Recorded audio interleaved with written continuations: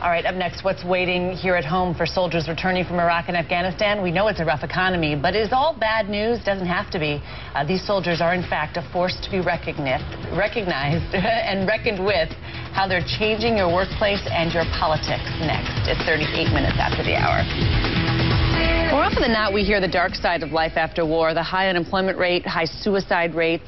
We don't hear enough good news. But Joe Klein writes in this month's Time magazine, this new generation of veterans is fast becoming a force to be reckoned with, infiltrating companies, politics, and nonprofits, bringing a sharper skill set than veterans of past wars.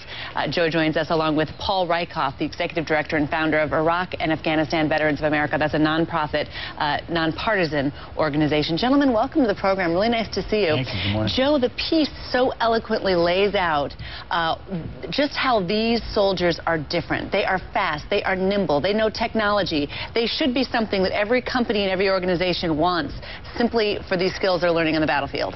Well, yeah. I mean, I've spent a lot of time embedding overseas the last, the last 5 or 6 years in Iraq and Afghanistan.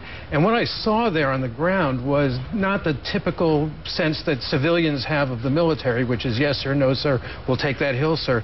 It's people who have to be essentially the government of small towns in Iraq and Afghanistan, who have to be entrepreneurial and creative. As General Petraeus says, they never know whether they're going to get a handshake or a hand grenade. They have to do this stuff under tremendous pressure with incomplete information.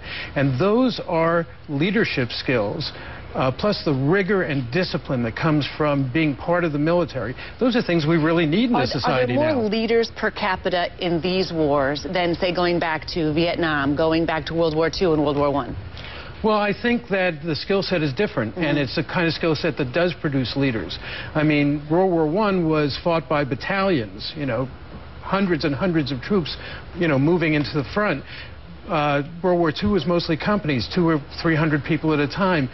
Vietnam was a platoon war, 30 people. This is, fire teams, individuals having to make connections with the local leadership, having to figure out how to spend their emergency response funds.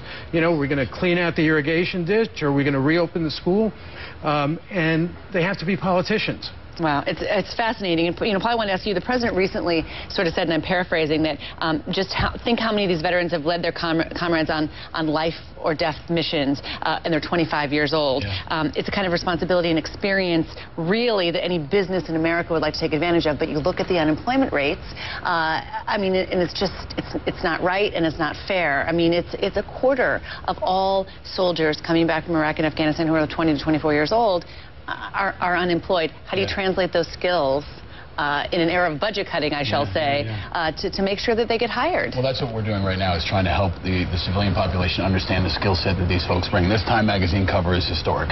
This is going to rebrand our generation forever. And it's going to show people that we're not just charity, we're an investment. We're exactly show the cover again, because you can see what these folks look like. We're exactly the folks that you want. It's business managers, right? I mean, these are small business leaders, these are entrepreneurs, these are teachers, these are the folks who've led overseas, and they want to come home and lead again. So they're dynamic, they're tough, they're going to be on time, they're disciplined, they have great values, and there really is a tremendous can-do spirit and entrepreneurial nature that permeates this entire generation. We're finding it in disaster relief as well. You're finding these skills working very well in disaster relief. But Joe, part of the problem is that one of the areas that many of these people come from are the construction industry. Some of the areas have actually been hit pretty hard by the economy. That's part of the problem. But they're across the spectrum. I mean, you have people. I mean, Paul went to Amherst College. You have people who are the top of their class at West Point, who are Rhodes Scholars. We have one of the guys I write about was the Harvard valedictorian in 2001. His mother said that she would have been more disappointed only if he had chosen a life of crime than the military. And this is a guy who is bringing incredible leadership skills. They're going to be politicians. They're going to be 1 or 2 presidents in this group as well. And just about everybody knows who's coming out of there, these 5-point action plans. Something that, I mean, anybody in an office should, any kind of job should tell me about how what they're learning on the field is really boiling it down. Let Rieckhoff tell you. All right, tell me, Rieckhoff. Sergeant Major eats sugar cookies, right? Yeah, Sergeant Major eats sugar cookies is one of the ways you remember the planning. But you learn to analyze your environment, you learn to forward plan, you learn to think about timelines and budgets and personnels and contingency planning. Exactly the type of thinking you have to have in a dynamic environment that changes all the time.